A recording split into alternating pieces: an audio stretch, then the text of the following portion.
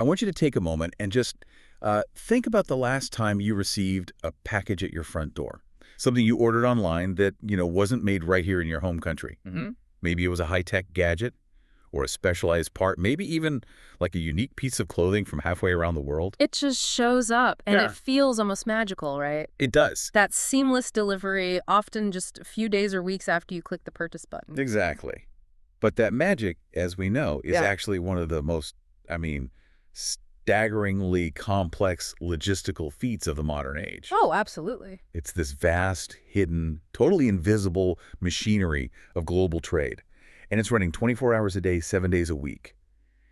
And it is completely reliant on highly specialized human experts to manage all the risk, the regulation, the bureaucracy. And we are diving right into the heart of that system today. We are. We're talking about the nuts and bolts of international commerce, so customs, brokerage, and freight forwarding. Most businesses, they never want to see this process. They just want the result. But without this crucial infrastructure, the global economy would, and I mean this literally, it would just grind to a halt. So our sources for this deep dive, they focus on a major, long-standing player in this field, Stile Associates, to illustrate precisely how these expert guides navigate this incredible and ever-changing complexity. And that's really our mission here, Yeah. to use the framework of a successful, really enduring firm to dissect what it takes to function at this level. Okay. We need to know the services, the infrastructure, and especially the mandatory security and compliance protocols that they absolutely must maintain.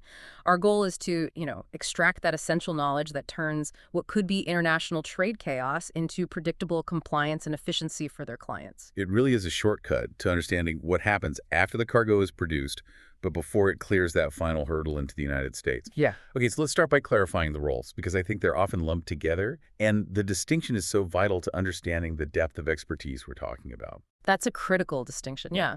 When we talk about moving goods internationally, you have these two specialized functions.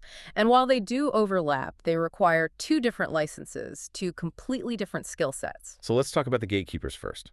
The customs broker, they are primarily focused on the legal entry of the goods into the U.S. Okay, the legal side. They're the regulatory specialists. Their job is not just to, file paperwork. It's to classify the cargo under the correct tariff code, determine its appropriate customs valuation, ensure all the necessary duties and fees are paid, and, maybe most critically, make sure the shipment complies with every single piece of relevant U.S. federal law and regulation.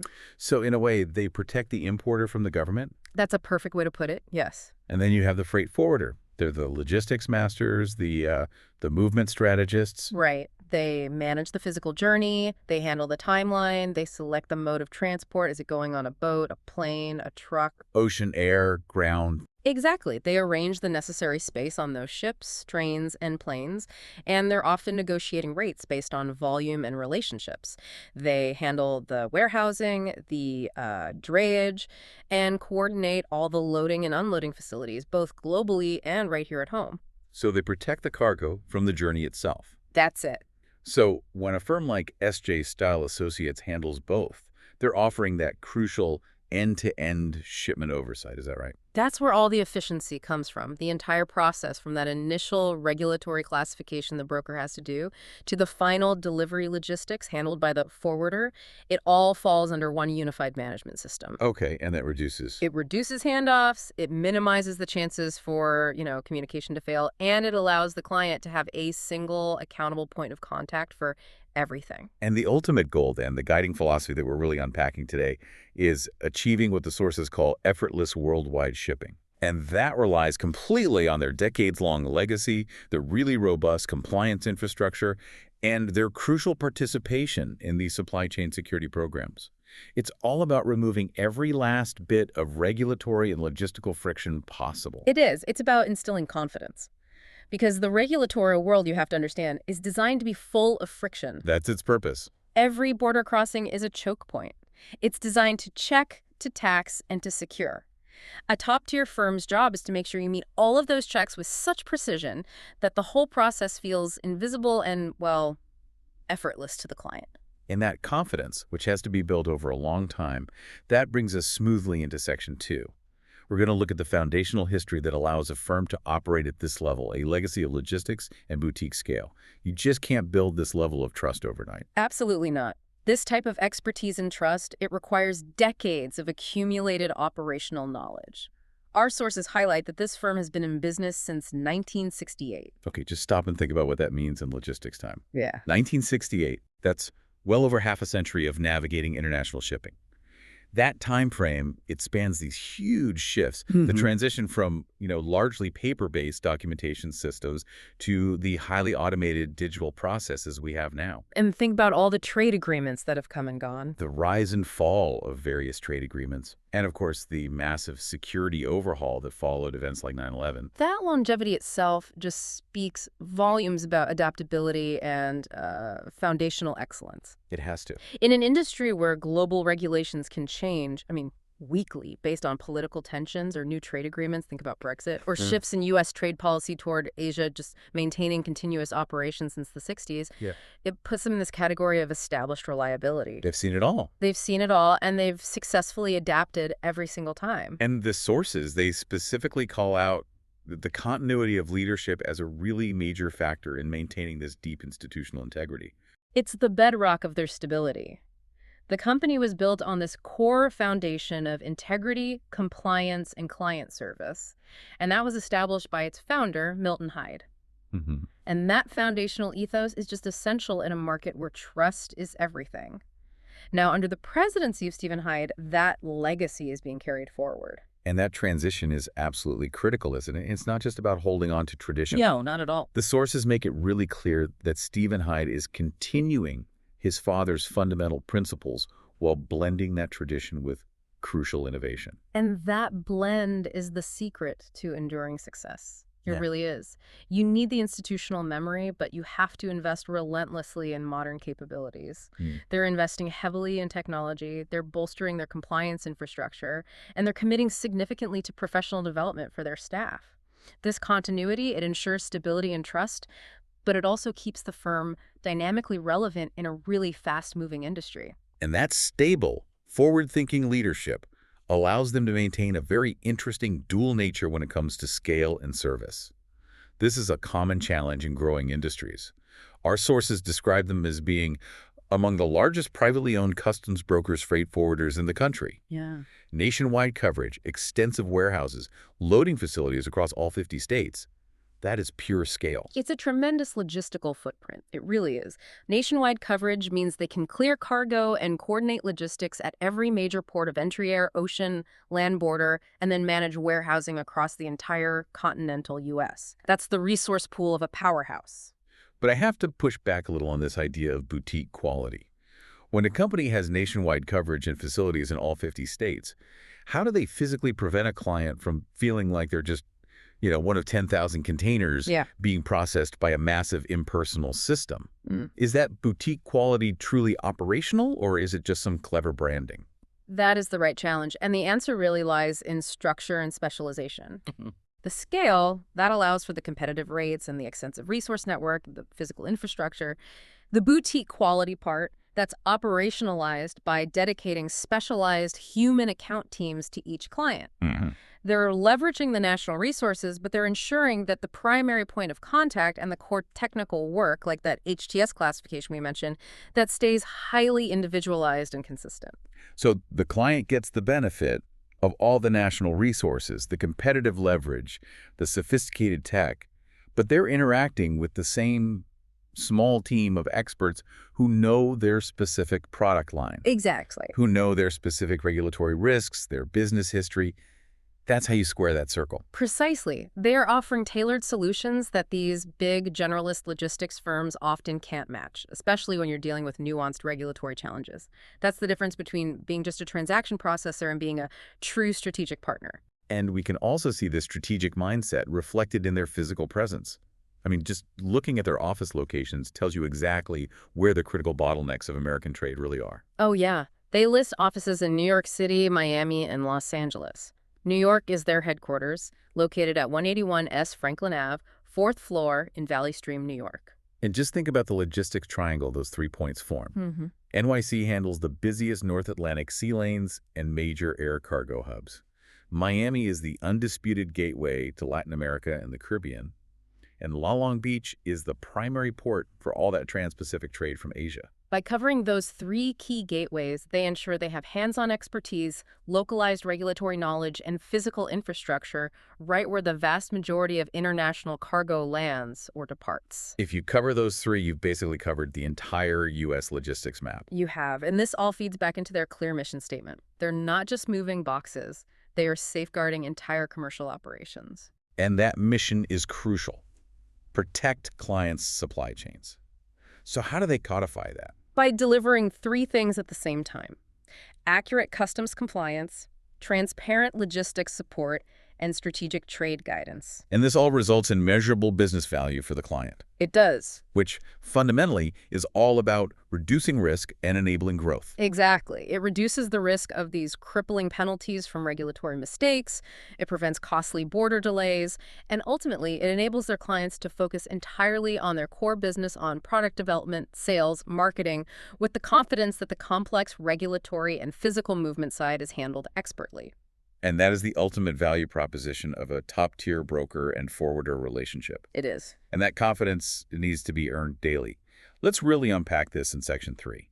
We are going into the truly technical guts of the operation decoding customs compliance and trade complexity. This is where the customs broker earns their specialized federal license, and it's where a few minutes of human expertise can save weeks of delay. This is the high-stakes table. It really is. A seemingly minor error, a misplaced comma, a mistake in valuation, or just an incorrect 10-digit code that can lead to massive fines, cargo seizures, border holds, and supply chain disruptions that cost companies millions of dollars in lost sales and demurrage fees. The fundamental services, they begin with entry processing for all modes of transport, but the real, intellectual heavy lifting is the technical classification work. Yes. Our sources highlight HTS classification, valuation analysis, and country of origin determinations. Let's start with HTS, the Harmonized Tariff Schedule. HTS classification is the bedrock of compliance. The Harmonized Tariff Schedule is this massive, highly detailed book of codes. It's often updated twice a year, and it covers every conceivable product in international trade. Every single one. Every product imported into the U.S. must be assigned a specific 10-digit code from this book. So why is that so hard to get right? I mean, you know what you're importing, don't you? It's hard because the schedule is notoriously complex. It's highly nuanced and often seems contradictory. A code might distinguish between two types of fabric based on the thread count, or between two tools based on whether they're designed for home use versus industrial use. Can you give us a concrete example of that complexity? Sure, think about a shoe.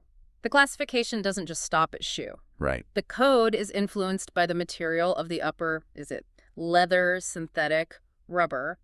The material of the sole, whether it covers the ankle, whether it's designed for men, women, or children, and its intended end-use athletic, dress, casual. Wow. The difference between a running shoe and a hiking boot, despite them looking pretty similar to a layperson, that could be a 5% difference in the duty rate. And if a company misclassifies thousands of pairs of shoes over several years? That difference compounds into a massive duty underpayment and a guaranteed audit from customs. And the risk goes way beyond just the duty payment, correct? Oh, absolutely. If you pay too little duty because of a misclassification, CBP will flag it. That triggers an audit, which can lead to civil penalties under the concept of negligence or even gross negligence, which can far exceed the original duty you owed. So that accurate HTS classification is the single most important service a broker provides. It's right up there at the top, yes. Okay, then there's valuation analysis. Why is valuing the goods so complicated? Isn't it just the price you paid on the invoice? If only it were that simple. U.S. customs law dictates that the customs value must represent the total payment made for the imported goods. And this is where the concept of assists comes in, which is a key technical insight from our sources. Okay, tell us about assists. So assists are materials, components, tools, dyes, molds, or even engineering services that the U.S. buyer provides to the foreign manufacturer, often for free or at a reduced cost. Because these items contribute to the finished product's value, U.S. Customs requires that the cost of these assists must be added to the final customs value, even if they never appeared on the original bill of sale. So let me get this straight. If I, a U.S. importer, send my proprietary mold to a factory in Asia to use for production, the cost of manufacturing that mold has to be reflected in the value I declare at customs. Correct. Otherwise, I'm illegally underdeclaring the total value of the goods. Precisely. If you fail to include those assists, you underdeclare the value, and that is a major red flag for CBP. It's a very common audit trigger. And the penalties for undervalued shipments can be steep because CBP assumes you're deliberately trying to avoid paying duties and taxes. And the final piece of this technical trifecta, country of origin determinations. This area has become arguably the most complex and politically sensitive. Determining the country of origin isn't always about where the last action took place. It involves these complex, highly specific rules of origin to determine where the substantial transformation occurred. Did the product fundamentally change its character? That's the question. And why does this matter so much beyond just simple labeling? Because certain countries, or goods originating from them, are subject to specific quotas, preferential trade agreements, or punitive tariffs, like the ones we're going to talk about next. If you misrepresent the origin, maybe by doing a minor assembly in country B to avoid tariffs on country A, and that assembly doesn't constitute substantial transformation, Yeah, in big trouble. you risk severe penalties, goods seizure, and huge reputational damage. So beyond the immediate entry challenges, a top-tier firm also handles essential management services, like customs bond management, post-entry corrections, and protests. This tells me that even with the most perfect planning, things still need fixing after the fact. That's the reality of modern trade. Mistakes happen, and regulations can shift retroactively. A customs bond, as our sources indicate, is basically an insurance policy. It's required by CBP to ensure that if additional duties, taxes, or penalties are assessed against an importer, the government is guaranteed to get paid. So managing that bond correctly is crucial. It is. And what about the steps for fixing mistakes? They handle post-summary corrections, or PSCs. These are formal processes to correct errors found after the initial entry summary has been filed and the duties have been paid. Okay. This is a vital process because correcting the mistake proactively reduces the penalty risk significantly compared to waiting for CBP to find the error during an audit. I see. They also handle formal protests, which are necessary if the broker disagrees with a CBP ruling, and that requires detailed legal argumentation. And here's where it gets, for me, really interesting. The policy landscape. This is where the broker goes beyond logistics and becomes a strategic advisor navigating these politically sensitive trade restrictions. Our sources specifically mention trade remedy support, including assistance with Section 301 and Section 232 tariffs. Right, and these are not your standard predictable tariffs. These are emergency, politically motivated tools wielded by the executive branch. Section 301 tariffs, for example, they primarily relate to trade actions against China concerning allegations of unfair intellectual property practices.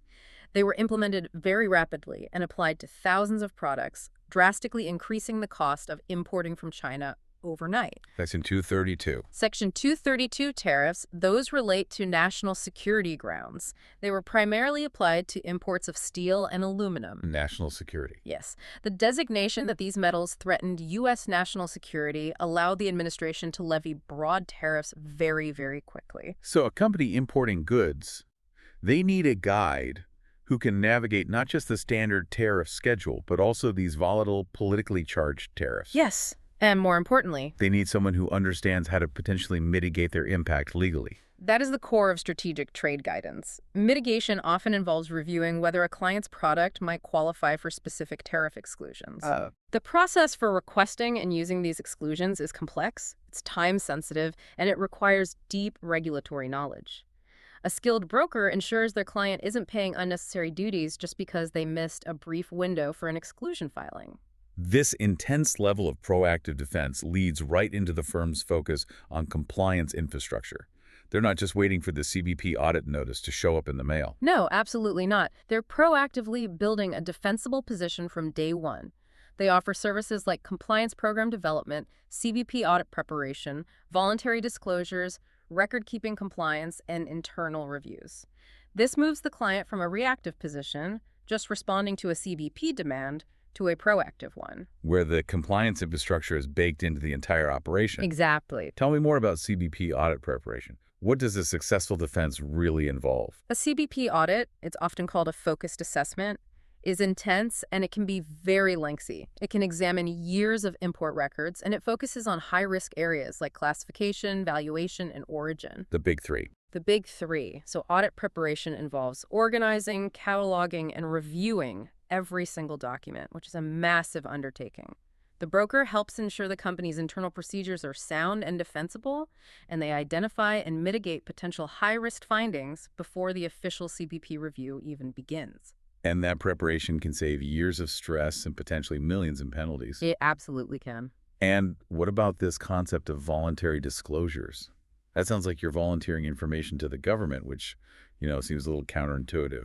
It sounds strange, I know, but it is often the wisest strategic move. If a company finds out it's made significant systemic errors in the past, maybe they had the wrong valuation for several years, Right. the best course of action is often to approach CBP proactively with a voluntary disclosure. This shows good faith, and under the CBP mitigation guidelines, it can significantly mitigate or even reduce potential penalties that would otherwise be assessed if CDP discovered the violation first. It's professional risk triage. That's a great term for it, yes. And as if dealing with U.S. Customs and Border Protection wasn't enough, importers and exporters have to deal with what I like to call the ultimate bureaucratic headache, the alphabet soup of government agencies, or PGAs. That is the perfect description. This is the hidden, multi-layered complexity that often catches new or even experienced importers completely unaware. Your cargo has to comply not just with CBP rules and tariffs, but also with requirements set by multiple partner government agencies. So if your goods fall under their jurisdiction, you need specific permits, licenses, documentation that CBP is just validating on behalf of that other agency. Correct. And the sources list them out. It's an intimidating roster. FDA, USDA, Fish and Wildlife, FCC, EPA, and DOT. That is 6 major federal agencies, all potentially needing to sign off before your cargo can legally move past the port. And the customs broker has to master the rules for all of them all at the same time. Let's just look at the sheer breadth of that oversight. If you're importing cosmetics, medical devices, or food items, the FDA, the Food and Drug Administration, is involved. They're checking for compliance, labeling, admissibility, importing fresh produce or plants. USDA. The U.S. Department of Agriculture needs to sign off on pest control and phytosanitary certificates. And if you're importing consumer electronics, a smartphone, a sophisticated light fixture, anything with a radio component, the FCC, the Federal Communications Commission, needs to make sure certain radio frequencies are compliant to prevent interference. Right. And if you're dealing with a vehicle or a complex machine with an engine, the EPA, the Environmental Protection Agency, is looking at emissions standards, and the DOT, the Department of Transportation, is involved for vehicle safety and compliance. And then on top of all that, if you're importing anything organic, animal products. Fish and Wildlife steps in to ensure compliance with Endangered Species Acts and conservation laws. It's this logistical and regulatory Venn diagram where every single circle has to overlap perfectly. It does. And a mistake with any single one of those agencies means the cargo is held, regardless of how perfect your CBP paperwork is. And the broker's role is to act as the central nervous system for all of this, ensuring the cargo complies with all legal requirements simultaneously. It's about safeguarding the client's timeline and operations against potential rejections or holds at the border, which, as we've established, are just immensely expensive. And finally, on the documentation detail, our sources mention the availability of the ISF 10+2 worksheet instructions download. This really highlights the required data points for modern trade security. Right. ISF stands for Importer Security Filing. It's universally referred to as 10+2 because it requires a total of 12 data points. And crucially, the importer has to file 10 pieces of data, and the carrier has to file 2 pieces of data to CBP at least 24 hours before the cargo is even loaded onto the vessel at the foreign port. So this isn't clearance paperwork. This is a preemptive security risk assessment. Exactly. This is pure security protocol mandated post 9/11, knowing exactly what data is required, the seller, the buyer, the manufacturer, the container stuffing location, and making sure it's accurate and timely is non-negotiable for anyone shipping by ocean freight. And failure to file that ISF correctly and on time? It results in massive liquidated damages. We're talking potentially thousands of dollars per violation. So having a partner who provides clear instructions and manages that rapid early filing is just absolutely essential. That deep reliance on highly accurate, timely data transitions us perfectly into Section 4, Technology, security, and availability. I mean, the complexity we just spent 10 minutes detailing, it just can't be handled manually anymore. No, it requires a sophisticated approach to data management and security. The firm is explicitly committed to blending today's needs with tomorrow's technology. This is the only way you can effectively execute on that national scale while still maintaining the boutique quality service. So what does that commitment look like on the ground for the client? It means moving away from a reactive paper chase and towards fully automated systems that provide real-time visibility. The core functionality is giving the client immediate, reliable U.S. customs tracking information, complete shipment visibility, and control over their inventory pipeline. I often hear that term visibility thrown around in logistics. What is the actual tactical benefit of real-time visibility? In the age of just-in-time inventory and incredibly volatile global supply chains, visibility is gold. It's everything. Okay. It means, not just that your shipment left Asia, but that it successfully cleared customs, that it's been released from the port, and exactly which truck is carrying it to your warehouse without having to call 5 different people in 3 different time zones. Right. If you don't know exactly where your container is and what its customs status is, you've already lost time, and time is always money. And transparency seems to be a key element of their technological commitment, moving beyond just showing a location on a map. It is. The sources highlight automated email notifications for shipment releases and updates. This ensures transparent, proactive communication. So the client isn't chasing you for information. Exactly. When a shipment is released by customs, the client knows immediately. That allows them to coordinate their ground transport and receiving docks without costly delays. If there's a customs hold, they know immediately, allowing the broker and the client to work together on a resolution rather than just discovering the problem days later. That transparency is what really builds and sustains trust. It does. But technology, no matter how automated it is, it's ultimately just a tool. When trade is operating across all these time zones and the fate of millions of dollars of cargo rests on human intervention, you need human support that doesn't punch out at 5 p.m. Eastern Time. Our sources note an unmatched availability factor. And this commitment to availability is a huge competitive edge in the global logistics market. The freight shipping company is explicitly stated to be at the client service 24 hours a day, 7 days a week. Global trade is literally nonstop. Can you give us an example of why that 24/7 availability is just non-negotiable? Certainly. Imagine a shipment arrives in Los Angeles from Shanghai at 10 p.m. Pacific time on a Saturday. Huh? A minor customs discrepancy gets flagged. It requires an immediate review of documentation that resides in the client's New York office. Right, which is closed. If the broker is only available 9 to 5 Eastern time, that container sits for 2 full days, incurring major demurrage fees, missing its domestic transit connection, and delaying the entire launch of a new product. Round-the-clock availability mitigates these immediate costly delays that are just inherent to time zone differences and rapid cargo movement.